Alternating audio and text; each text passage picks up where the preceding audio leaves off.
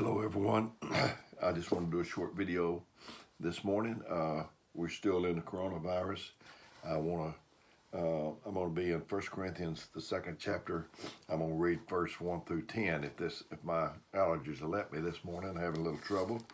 But it says, "And I, brethren, when I came to you, came not with excellency of speech, or of wisdom, declaring unto you the testimony of God.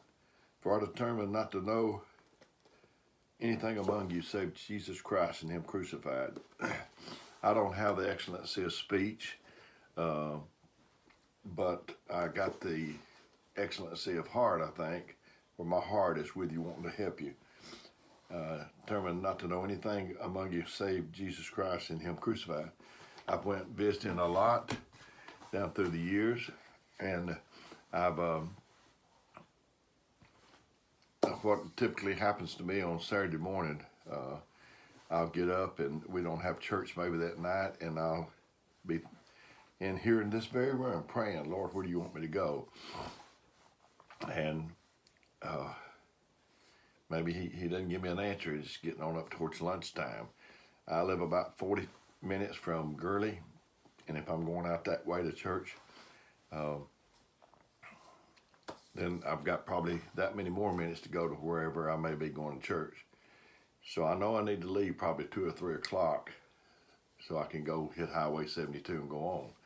And if I don't have an answer, I'll take me a church directory with me, and I'll sit it in the seat beside me in the car. I start out the door here at this house, and my wife said, "Where are you going?" And I say, "I don't know." And she'll say, "Dale, you mean to tell me you don't know where you're going?" And I'll say, "Yes, I'm trying to tell you I don't know where I'm going, so I need you to pray for me." And I'll go, and all along the way, I'm saying, "Lord, if you want me to go anywhere, if you'll let me know in time, I'll sure try to go." So when we get on up, when I get on up through there, finally he'll tell me, and I've got the church director with me, so I'll call the minister of that church and say, "Are y'all having church tonight?" And if he says yes, I say, "Is it a good night for me to come visit y'all?" And I'll go on. And invariably, not every time, but so many times, it's happened to me that I would go, and whenever they shake hands with me, somebody would say, "I knew you was coming." And I'd say, how did you know I was coming? Because I didn't even know myself. And they said, "Well, I was down praying." I said, "Well, when?" And they say, "About 9:30 this morning." I said, "Well, he just let me know about 2 o'clock. So next time, why don't you call me and save me all of this not knowing?" But when I call the minister, I don't ask him anything that's going on at that church. I don't want to know. I want God to help us. It's the same way if somebody calls from our church to talk to my wife. If there's any whiff of trouble in there, I don't want to know anything about it. And he said, "And my speech and my preaching was not with enticing words of man's wisdom, but in the demonstration of the Spirit and of power, that your faith should not stand in the wisdom of men, but in the power of God." Excuse me just a moment here. And then he goes on to say in verse 6, "Howbeit we speak wisdom among them that are perfect, not the wisdom of this world, nor the princes of this world that come to naught.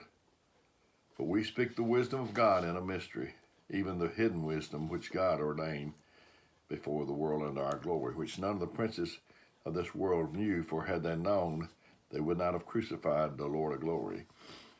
It said, "But we speak the wisdom of God," in verse 7, "in a mystery, even the hidden wisdom which God ordained before the world." Let me ask you something. Wisdom, we already know. We spoke about it in another video. We ought to know how precious that is, how much it's needed by God's people. If it is that precious, and God knows everything, He knows we need it, why would He hide it from us? Well, He didn't hide it from us. He hid it for us, so that when we get ready, it'll be available to us. He don't want to give it to us too premature.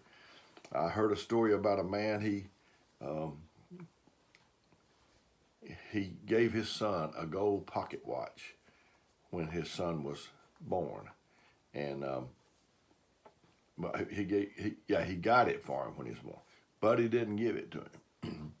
Because why didn't he give it to him then? because he couldn't handle it. If he gave it to him when he got 2 or 3 years old, he would beat it. He would have beat it to pieces. So that's the way we are. That's why God don't give us any more things than He does. He knows at this point in time that we don't have the maturity and that we can't handle it. And so he didn't give it to him at day one. He didn't give it to him on day two, year one. He didn't give it to him until he was able to handle it. The little boy was probably all around where that watch was. That's like the wisdom. It's hidden for us, not from us, but for us for when we get ready for it. And we've been all around it. But when we prove to God that we can handle it and do the right thing by it, I believe He'll give it to us. I thought about hiding things. I thought about Moses.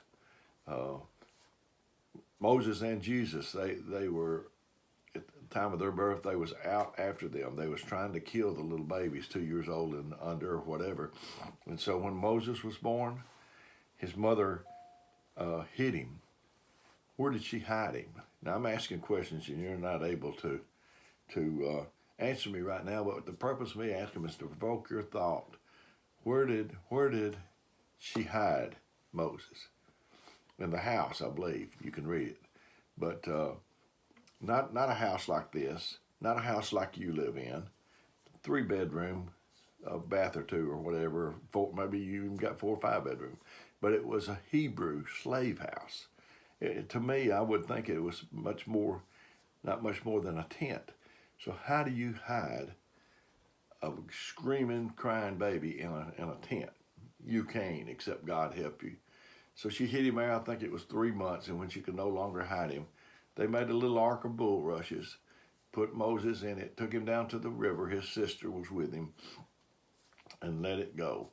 And there at the river's edge, I think it said, or at the river, was Pharaoh's daughter. And so there he's floating down the river. How would you like to put your, I'm not talking about Goose Pond or Gunnersville Lake or something like that. How would you like to put your baby, I believe it was the Nile River. How would you like to put your baby in the Nile River? And where snakes, crocodiles, and all such is there. But anyway, somebody came and found him. And I would ask you, who was that? But I already told you just a minute ago, it was Pharaoh's daughter. Pharaoh's daughter? Man, isn't that the man that's trying to kill him? Yeah. And where did she take him? Now, I don't think she took him that very minute, but eventually he wound up at Pharaoh's house. Now we're dealing with King James. King James and the thous and the these, and it's pretty hard to understand sometimes. So I'm trying to put it in common language, maybe a little something that you can get a grip on. But she took him to Pharaoh's house. To me, that is so incredible. The man that's trying to kill him winds up, and that's where he's at. So I think he was a little older when she finally got him down there. But if he was a baby, now Pharaoh's buying his little diapers, his baby food, his milk. Pharaoh's providing everything, and we even eventually wound up providing his education. So that, to me, that is so incredible. And I already told you on another video that I sought after wisdom since I was about 11 years old. And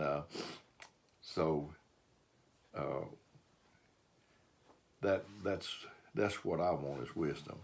I know when Solomon, I think I even had a broadcast about Solomon. The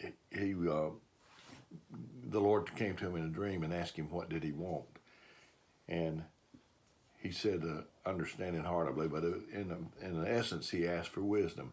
And God said, because you didn't ask for long life, you didn't ask for the life of your enemies, you didn't ask for riches, I'm going to give you all of those things. So he had an opportunity to test his wisdom. Here comes two women, and they're saying the same story. They're both saying they had this story that they was in the same bed in the same night, and one of the ladies laid on her baby and it died. and she switched it with the one that was the living baby. They both said that, but they was different on who that was that had the living baby. So, so there they was. So there was nowhere he could look. There was no book that he could thumb through, no precedent for Solomon. And he said, bring me a sword. And I'm thinking, bring me a sword?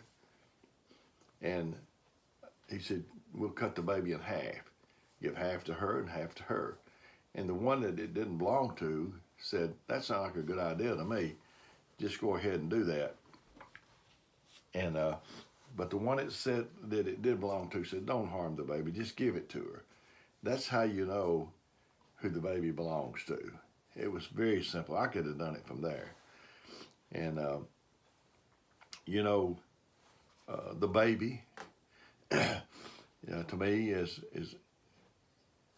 that's representing in my mind the church.